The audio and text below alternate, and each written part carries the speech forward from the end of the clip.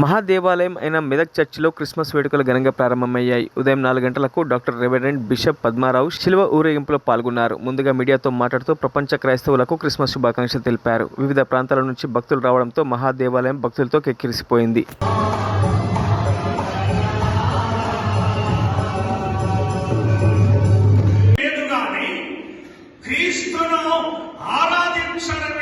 Christmas అని వాక్యం చెప్తా ఉంది.